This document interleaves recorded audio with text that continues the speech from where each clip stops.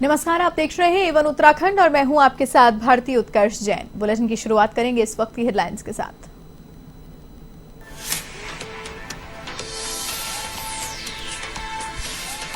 मुख्यमंत्री पुष्कर सिंह धामी का अल्मोड़ा दौरा, जगेश्वर धाम में पूजा अर्चना कर की खुशहाली की कामना, भाजपा पदाधिकारियों के साथ भी किया मंथन।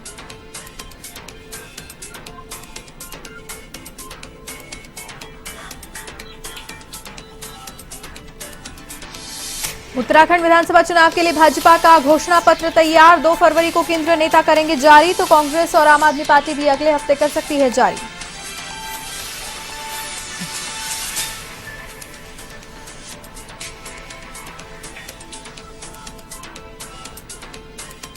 उत्तराखंड में चुनाव आयोग की सख्ती, चुनाव आचार संहिता का उल्लंघन करने वालों पर होगी कार्रवाई। उड़न दस्ते ने अल्मोड़ा में पकड़ी प्रचार सामग्री और ड्रोन कैमरा।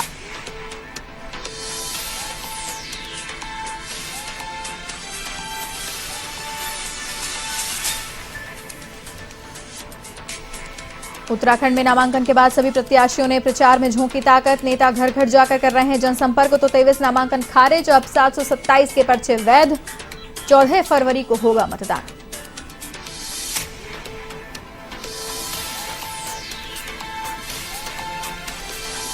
उत्तराखंड में कोरोना की रफ्तार में कमी से राहत, 10 की मौत, 2490 नए संक्रमित, तो 24 घंटे में 2300 से ज्यादा मरीजों ने दी कोरोना को मात।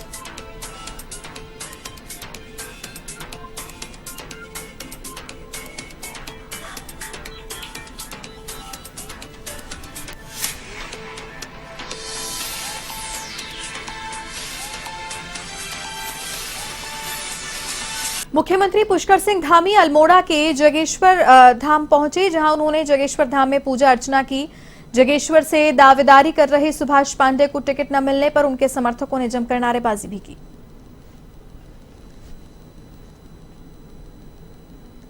से बातचीत हो जाएगी, सब लोग मान जाएंगे। बड़ा परिवार है, ये बातें चलती रहती हैं क्योंकि सभी का मन होता है सभी चुनाव में जाए, लेकिन देश की परिस्थिति के हिसाब से एक को टिकट मिल सकता है, जिनको नहीं मिला है उनको भी पार्टी उनको भी सम्मान करती है। जबरदस्त उत्साह है, सभी का आशीर्वाद मिल रहा है और अब की बार 60 पार जो हमने नारा दिया उत्तराखंड की जनता के आशीर्वाद से पूरा होगा।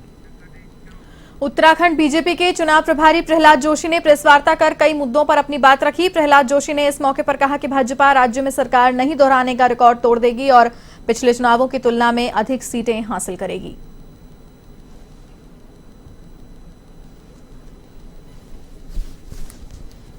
First of February Bharatiya Janata party सभी 70 विधानसभा क्षेत्र में एक बड़ा लॉन्चिंग प्रोग्राम हम कर रहे हैं। We are launching the campaign in a big way in the entire Uttarakhand. 70 विधानसभा क्षेत्र में हमारे प्रदेश के प्रमुख नेता जाएंगे और इसके साथ हमारे 2 मुख्यमंत्री, हरियाणा के हमारे मुख्यमंत्री श्रीमान मनोहर लाल खट्टर जी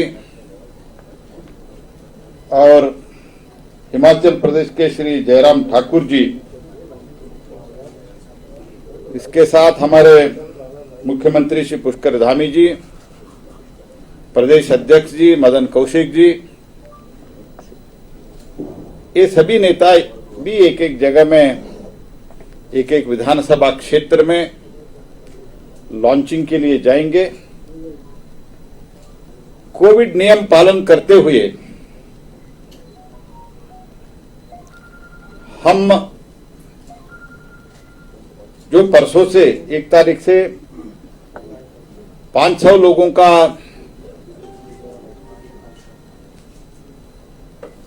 सभा के लिए जो परमिशन है वो नियम पालन करते हुए 7-8 जगह, कम से कम 10 जगह पे ऑनलाइन वही विधानसभा क्षेत्र में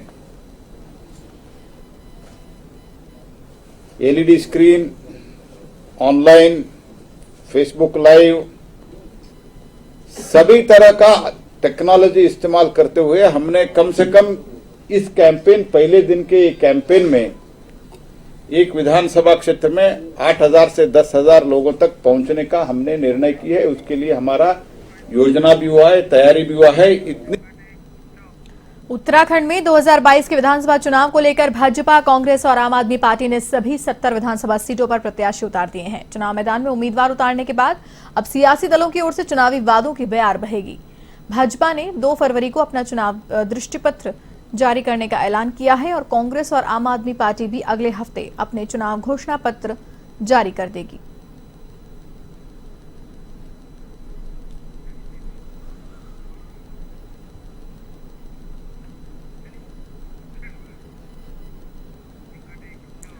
प्रदेश में बीते 24 घंटे के भीतर 2490 नए संक्रमित मिले हैं, जबकि 10 मरीजों की मृत्यु हुई है। संक्रमितों की तुलना में ठीक होने वालों की संख्या कम है और 30,985 सक्रिय मरीजों का इलाज चल रहा है। स्वास्थ्य विभाग के मुताबिक देहरादून में 1005 संक्रमित मिले, हरिद्वार में 241, नैनीताल में 222, पौड़ी में 125, उधम सिंह नगर में 108, अल्मोड़ा में 127, रुद्रप्रयाग में 186, उत्तरकाशी में 32, बागेश्वर में 93, चंपावत में 20, पिथौरागढ़ में 124, चमोली में 118, टिहरी जिले में 79 संक्रमित मिले।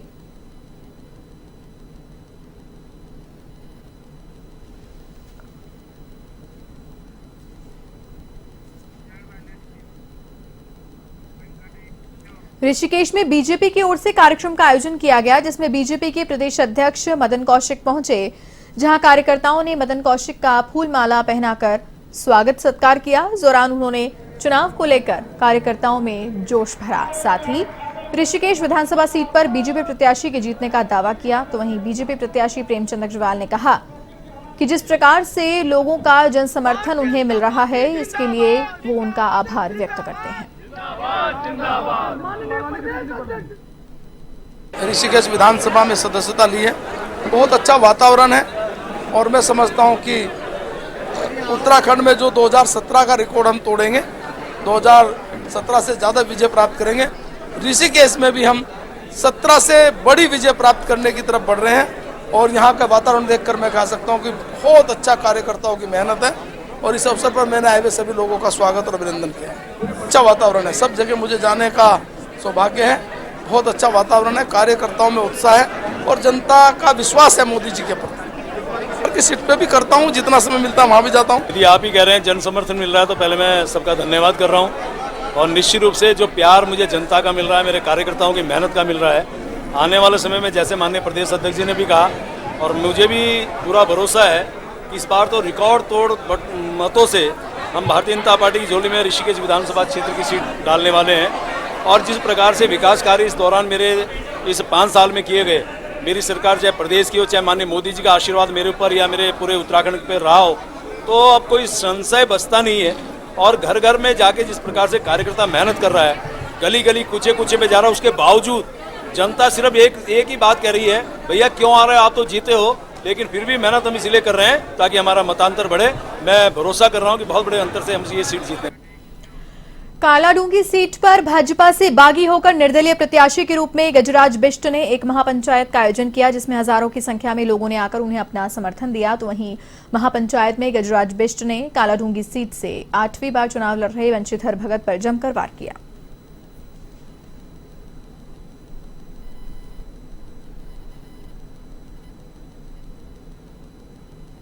निर्णय लिया कि हम एक साथ बैठकर एक बातचीत करेंगे, जनसंवाद करेंगे।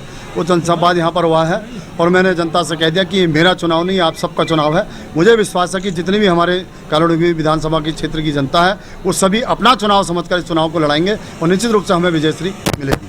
केवल जनता ने जो मुझे विश्वास दिया है कि हम सब लोग इस चुनाव को अपना चुनाव समझकर लड़ेंगे, मैं उन सभी को धन्यवाद भी देता हूँ और बधाई भी देता हूँ। मैं कह रहा हूँ कि इस विधानसभा में 17 से 18,000 नए मतदाता बने, जिन्होंने 18 साल अभी पार किया है। उनके कुछ सपने होंगे, कुछ लोग नौकरी में जाएंगे, कुछ लोग बिजनेस भी करेंगे, लेकिन कुछ लोगों की इच्छा होगी कि हम राजनीति में भी जाएं आगे। आखिर मुझे एक बात बताइए, जिनके परिवार में जिनके बच्चों के माँ बाप नहीं हैं, जिनके पास पैसा नहीं है, जिनके दिल्ली में गॉडफादर नहीं है, जिनकी कोई राजनीतिक पहचान नहीं है, वो जब संघर्ष करेगा, वो जब समाज के बीच में जाएगा, उसके सपने कैसे पूरे होंगे? देहरादून जिले में चुनावों को लेकर नामांकन पत्रों की छंटनी प्रक्रिया समाप्त हो गई। जहां जिले में 144 उम्मीदवारों ने नामांकन किया, तो वहीं छंटनी प्रक्रिया में देहरादून कैंट के 3 नामांकन निरस्त हुए हैं, जिनमें आजाद समाज पार्टी, भारतीय जनजागृति पार्टी और पीस पार्टी के प्रत्याशी हैं।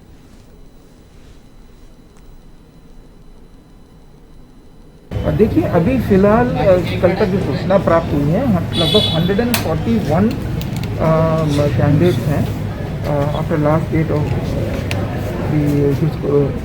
विड्रॉल है, अभी 31 को है। स्क्रूटनी के बाद लगभग 141 हमारे कैंडिडेट्स हैं। और आज जो है मीटिंग हुई है, सभी मान्य प्रेक्षकगण, सामान्य प्रेक्षकगण, व्यय प्रेक्षकगण और जो पुलिस ऑब्जर्वर हैं उनके साथ मीटिंग हुई है और उनका इंटरेक्शन भी हुआ है सभी आरओस के साथ और सभी मॉडल्स के साथ। और 31 हमारा लास्ट डेट फॉर विड्रॉल है, उसके बाद और देहरादून में जिला प्रशासन की ओर से निरंजनपुर मंडी में चाय चौपाल मतदाता जागरूकता कार्यक्रम आयोजित किया गया, जिसमें मतदाताओं को 100% मतदान करने को लेकर जागरूक किया गया। तो वहीं कार्यक्रम में स्वीप की संयुक्त मजिस्ट्रेट और नोडल अधिकारी आकांक्षा सिंह ने सभी मतदाताओं को लोकतंत्र के महापर्व में बढ़ चढ़कर भाग लेने का आह्वान किया। स्वीप के तहत हम लोग काफ़ी ज़्यादा एक्टिविटीज़ यहाँ पे कर रहे हैं, जैसे कि देहरादून स्मार्ट सिटी भी है, तो स्मार्ट सिटी के अंतर्गत जो वेरिएबल डिस्प्ले बोर्ड्स हैं, मूविंग डिस्प्ले बोर्ड्स हैं, वहाँ पे हमने मैसेजेस हमने प्रदर्शित किए हैं और हर वर्ग को हमने कैटर किया है, चाहे वो महिला हैं, फर्स्ट टाइम वोटर हैं, दिव्यांग हैं, 80+ हैं, ट्रांसजेंडर हैं, उन सबको हमने कैटर किया है।